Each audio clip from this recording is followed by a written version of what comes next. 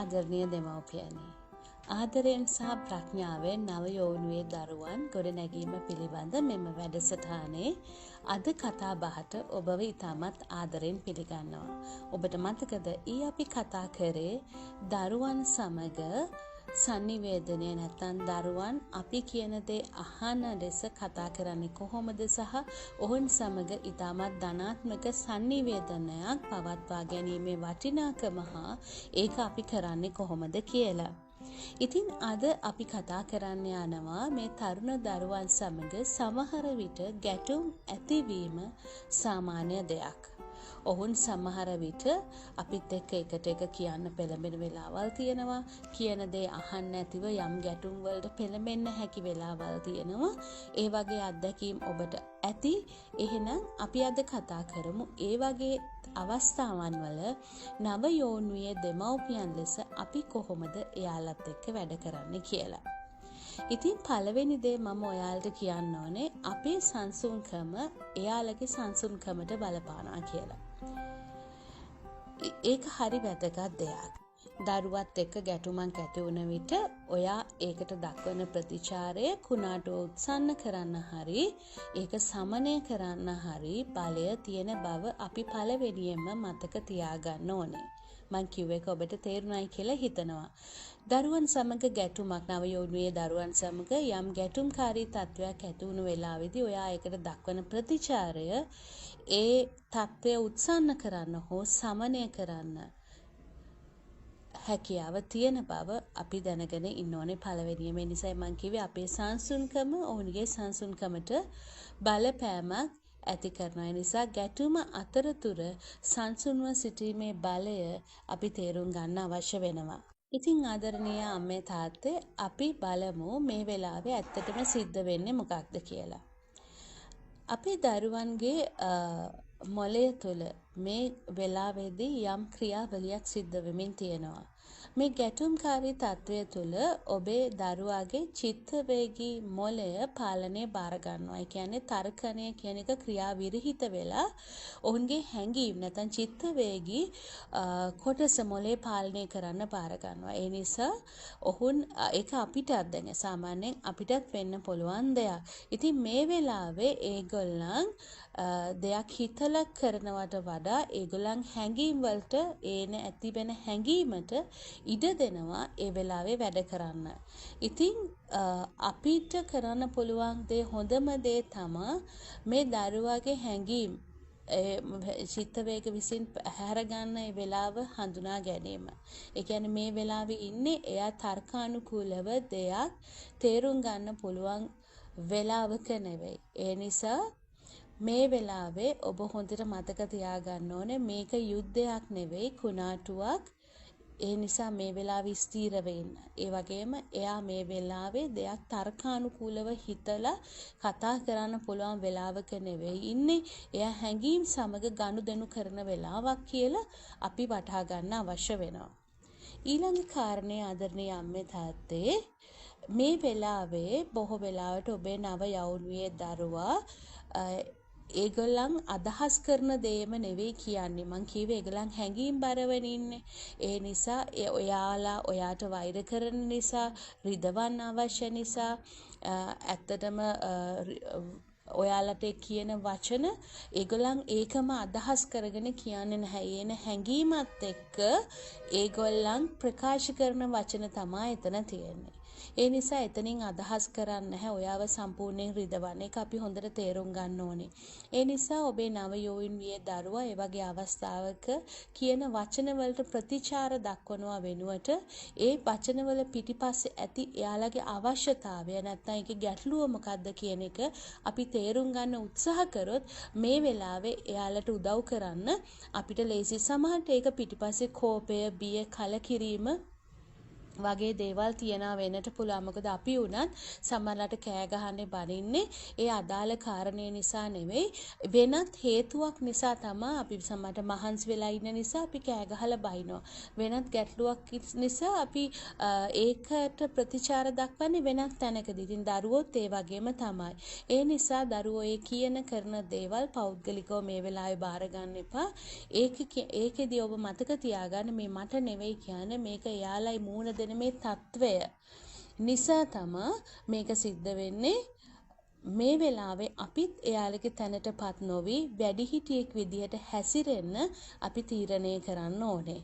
ඉතින් ඒ නිසා අපේ කටහඬේ ස්වරය, අපේ ශරීරයේ භාෂාව මේ වෙලාවේ වචන වලට වඩා හයියෙන් කතා කරනවා.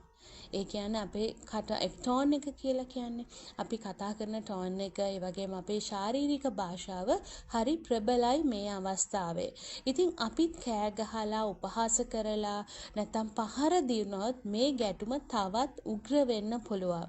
නමුත් අපි සංසුන්ව අපි ලිහිල් ඉරියව්වකින් අපි කලබල නොවි හැසිරෙනකොට මේ වගේ චිත්ත වේගීව කලබල වෙලා ඉන්න, ආවේගශීලී වෙලා ඉන්න නවයෞවනයේ යෞවනෙක්ව පාලනය කරන්න නැත්නම් යාළව හසුරව ගන්න හරිම පහසුයි.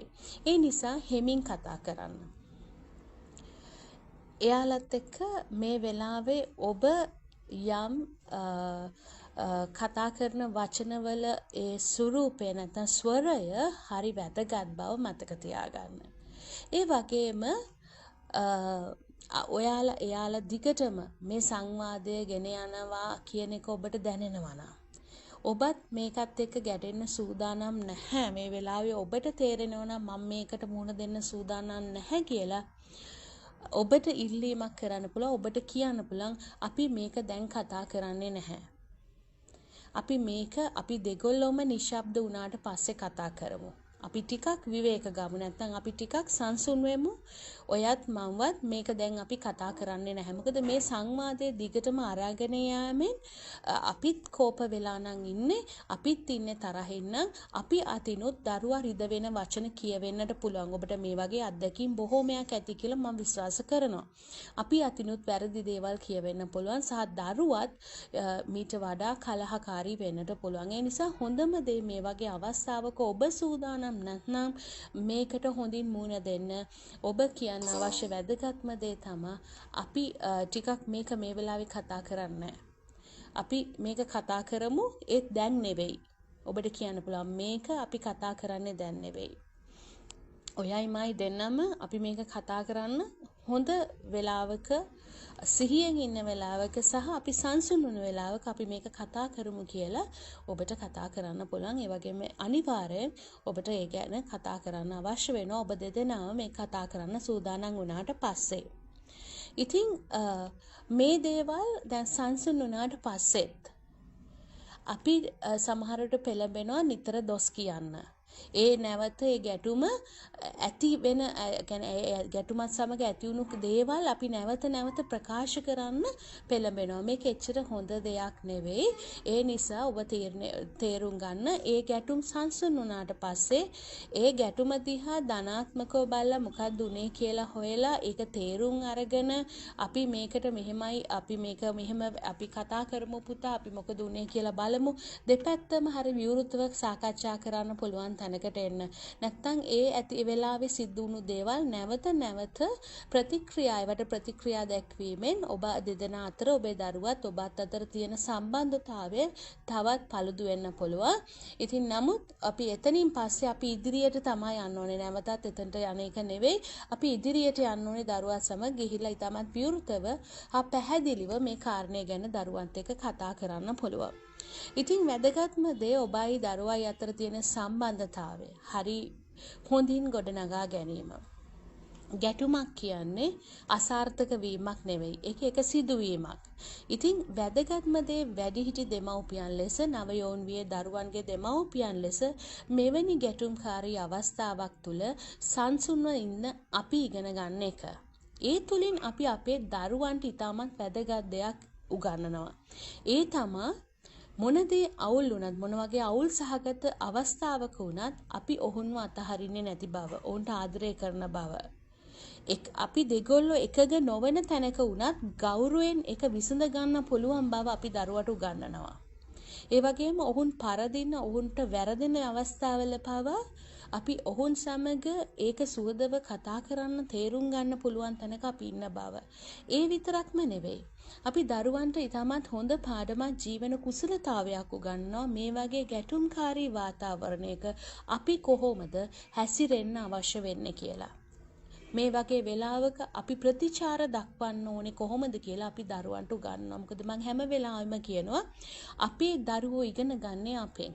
අපේ හැසිරීමෙන්, අපි කියන උපදෙස් වලට වඩා, අපේ වචන වලට වඩා අපේ ක්‍රියාව ඔවුන්ගේ ජීවිතයට ලොකු බලපෑමක් ඇති කරන ආදරණීය අම්මලා.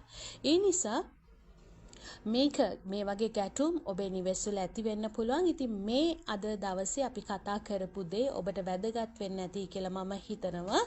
ඒ නිසා ඔබට මේ ගැන අදහස් තියෙනවා නම් ඔබට මේකට කමෙන්ට් කරන්න පුළුවන්. ඒ වගේ මේ පණිවිඩය ඔබට වැදගත් වුණා නම් ලයික් කරන්න.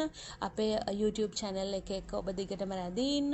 ඒ වගේම අපේ ඊළඟ කොටසට ඊළඟ දවසේ අපි කතා කරන්න යන්නේ යෞවනයන්ගේ චිත්තවේගී බුද්ධිය කොහොමද අපි ඒක ගොඩනගා ගන්න උදව් කරන්නේ, ඔවුන්ගේ හැඟීම් සෞඛ්‍ය සම්පන්න ආකාරයෙන් හඳුනාගෙන ප්‍රකාශ කරන්නේ.